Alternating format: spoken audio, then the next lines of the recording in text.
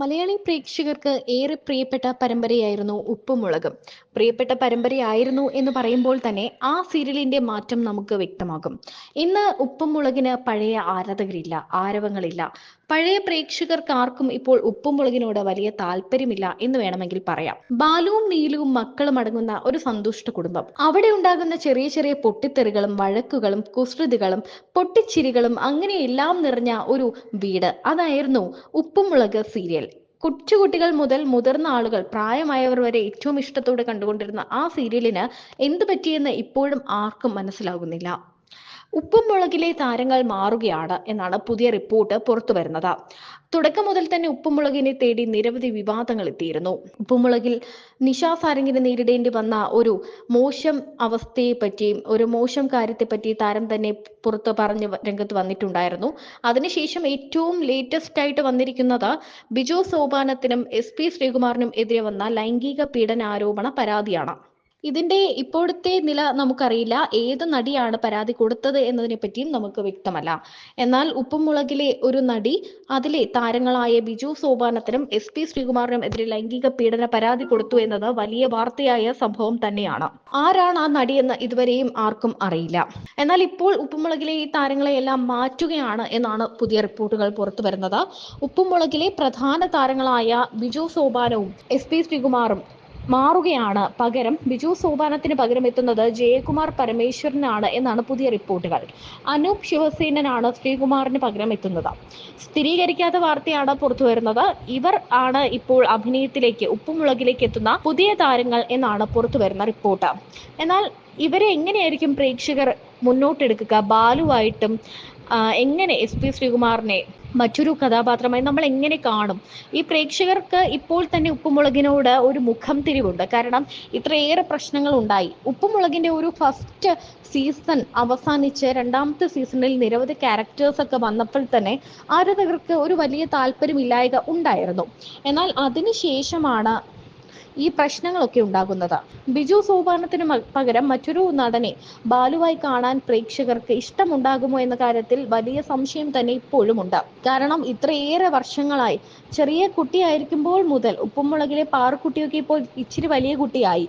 ആ ഒരു സീസൺ തൊട്ട് ഒരു വർഷങ്ങളായി കാണുന്ന ഒരു പരമ്പരയാണ് ഇത്. അതിലെ കുട്ടികളെല്ലാം വലുതായി. ജൂഹി ആണെങ്കിലും ശിവാനി ആണെങ്കിലും മുടിയനാണെങ്കിലും അങ്ങനെ എല്ലാവരും. മുടിയന്റെ ഇഷ്യൂ ഒക്കെ വലിയ രീതിയിൽ ചർച്ചയായിട്ടുണ്ട്. മുടിയനെ സീരിയലിൽ നിന്നും ഒന്നും പറയാതെ മാറ്റിയതിനെ കുറിച്ചൊക്കെ. അങ്ങനെ ഉപ്പുമുളകിനോടുള്ള ഇഷ്ടം കുറഞ്ഞു കുറഞ്ഞു വരുന്ന ഒരു സമയത്താണ് ഇപ്പോൾ ആർട്ടിസ്റ്റിനെയൊക്കെ മാറ്റുന്നു എന്നറിയുന്നത്. ഏത് നിന്നാലും നമ്മൾ അതിനുവേണ്ടി ശ്രമിക്കും എന്നുള്ളതല്ലാതെ പ്രത്യേക ഒരു ക്യാരക്ടർ ആദ്യം തന്നെ കിട്ടണം ഒന്നും വേണ്ട. ഞാൻ വില്ലൻ വേഷവും ചില ഇതിനൊക്കെ ഒരു ഷോർട്ട് ഫിലിം ഒക്കെ ചെയ്തിട്ടുണ്ട്. കൃത്യം എന്ന് പറഞ്ഞ പേര്.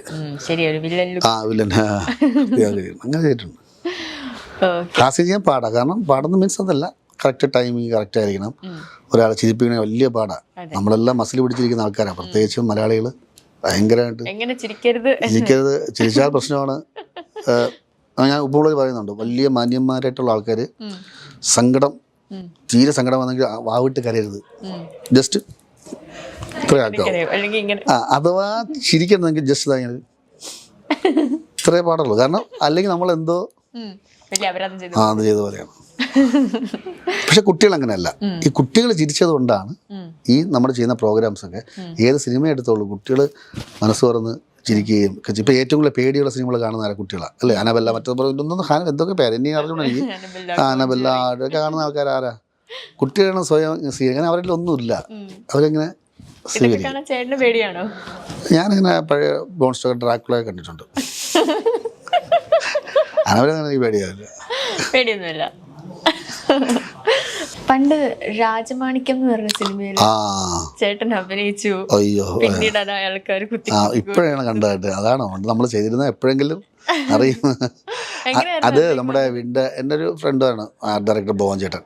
അപ്പം ഭോവൻ ചേട്ടൻ ഞാൻ പറയും, ചേട്ടാ നാടകത്തിൻ്റെ ഇടയിൽ കൂടെ നമ്മൾ ഏത് സെറ്റിൽ പോയി നമ്മൾ ചാൻസ് ചോദിച്ചാലും കാവല സാറ് പുറത്താകും. കാരണം സാറ് പറയുന്നത്, നിങ്ങൾ ഇവിടെ നിന്ന് നാടകം പഠിക്കുക, നിങ്ങൾക്ക് എപ്പോഴെങ്കിലും ഡയറക്ടേഴ്സ് കണ്ട് നിങ്ങളെ വിളിക്കും, അപ്പോൾ നിങ്ങൾക്ക് ഒരു അവസരം കിട്ടും. അപ്പം നിങ്ങളെയോ തിയേറ്ററിനോ അറിയുന്ന ആൾക്കാരെ മാത്രമേ നിങ്ങളെ വിളിക്കത്തുള്ളൂ, അല്ലാതെ ആൾക്കാർ നിങ്ങളെ വിളിക്കത്തില്ല. നമുക്ക് വലിയൊരു ഷോസ് ഒന്നും വലുതായിട്ടൊന്നും ഇല്ലല്ലോ. അല്ല ഫെസ്റ്റിവൽ വരുമ്പോൾ നാടകങ്ങൾ കുറച്ചേ ഉള്ളൂ. ഈ നാടകം കാണാൻ വരുന്ന ആൾക്കാർ തന്നെ വളരെ കുറച്ച് ആൾക്കാരേ ഉള്ളൂ. അപ്പം അതിൽ നിന്ന് കണ്ട് അങ്ങനെ ഇപ്പം ഞാൻ വിചാരിക്കും ഇതങ്ങനെ എന്നെ കണ്ട് അങ്ങനെ വിളിക്കും, നമുക്ക് ആരും അറിയത്തില്ല. അതുകൊണ്ട് കിട്ടിയ ചാൻസ് വെച്ച് സാറ് പോലും അറിയാതെ ഏതെങ്കിലും സെറ്റിൽ പോയി ചാൻസുകൾ ചോദിക്കുന്ന സ്വഭാവം പണ്ടുണ്ടായിരുന്നു. പിന്നെ അതല്ലാതെ നമുക്ക് പറ്റില്ലല്ലോ, നമ്മളെ ഒന്ന് വിളിച്ചോണ്ട് പോകാൻ നമ്മളെ ഇങ്ങനെയൊന്നുമില്ല.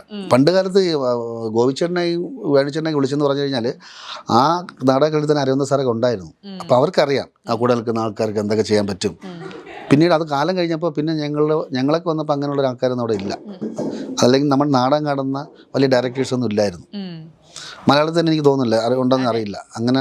അങ്ങനെ എങ്കിൽ നമ്മളവിടെ നിന്ന് വിളിക്കുമായിരുന്നു. തീരെ തെറ്റില്ലാത്ത ആൾക്കാരാണല്ലോ അവിടെ ഉള്ളത്, അല്ലെങ്കിൽ സാർ അവിടെ നിർത്തത്തില്ലല്ലോ. ഇത്രയും വർഷം അവിടെ നിൽക്കുന്ന ആൾക്കാരല്ല. അപ്പോൾ അങ്ങനെയുള്ള അവസരങ്ങൾ കിട്ടാതെ ഞങ്ങൾ ചാൻസ് ചോദിച്ചു ഇതൊക്കെ ഇറങ്ങി. അങ്ങനെ ബോബൻ ചേട്ടനെ പരിചയപ്പെട്ടപ്പോഴും പുള്ളി പറഞ്ഞു, ഇങ്ങനെ ഒരു സംഭവമുണ്ട്, നീ പിറ്റേന്ന് തന്നെ പൊള്ളാച്ചി എവിടെയാണോ ഷൂട്ട് കയറി വരാൻ പറഞ്ഞു. അങ്ങനെ ഞാൻ കുറച്ച് വൈകി ചെന്നപ്പോൾ എൻ്റെ ഒരു വേഷം വേറെ ആൾ ചെയ്തു, സന്തോഷ് ചെയ്തു. പുള്ളി മരിച്ചുപോയി, സന്തോഷ് പോയില്ലേ, മരിച്ചുപോയ പുള്ളി ചെയ്തു. പുള്ളിയാണ് ഈ ഷൂട്ട് ചെയ്യുന്ന സംഭവം. അപ്പോൾ ഞാനാണ് ഇയാളെ കൊണ്ടുപോകുന്നത്. കണ്ടറിയാം ഇപ്പോൾ കാരണത്ത് കയറ്റിങ്ങനെ അയ്യാ ഒഴുക അപ്പത്തങ്ക അയ്യാ മണ്ടയിൽ ഉടച്ച് മണ്ട ഉടഞ്ചാച്ച് ഏതാவது ആശുപത്രി കൊണ്ടുപോയാൽ എന്നൊക്കെ പറഞ്ഞ തമിഴ് ഡയലോഗ് അതങ്ങ് കാണാൻ ഞാൻ പഠിച്ചു. അപ്പോൾ അവന് ഡയലോഗില്ല, അത് സന്തോഷിന്, എനിക്ക് ഡയലോഗുള്ളൂ. അപ്പോൾ ഞാൻ വിചാരിച്ചു രക്ഷപ്പെട്ട്, താമസിച്ചൊന്ന് രക്ഷപ്പെട്ട്, ഡയലോഗ് ഉണ്ടല്ലോ എന്ന് പറഞ്ഞു. അപ്പോൾ ഡയലോഗ് പറഞ്ഞപ്പോൾ ഡയറക്ടർ പറഞ്ഞു, സന്തോഷം നിൽക്കി ബിജുവിന് തീർന്നു, സന്തോഷം നിൽക്കി നാളെ സന്തോഷം മമ്മൂക്കയുടെ കോമ്പിനേഷനാണ് പറഞ്ഞു. അതോടെ അവൻ രക്ഷപ്പെട്ടു. അങ്ങനെയാണ് കഥയുണ്ട്. രാജമാണിക്യം ഞാൻ കാണാൻ പോയപ്പം വീട്ടുകാരൊക്കെ വിളിച്ചോണ്ട് പോയി. അപ്പോൾ അവർ പെട്ടെന്ന് മിന്നി പോയി. അവിടെ ഇതിനാണ് നീ ഇത്രയും എന്നെ വിളിച്ചോണ്ട് ഭയങ്കര വിഷമമൊക്കെ ആയിപ്പോയി. അപ്പോൾ നമ്മൾ പറയും നമ്മുടെ സമയം വരും എന്ന് പറഞ്ഞു. പിന്നെ മമ്മൂക്കയൊക്കെ പരിചയപ്പെട്ട ഈ കാര്യമൊക്കെ പറഞ്ഞു. പിന്നെ അങ്ങനെ 18-ാം പടിയിൽ മമ്മൂക്കയോട്ട് അഭിനയിക്കാനുള്ള സംഭവമൊക്കെ ഉണ്ടായി.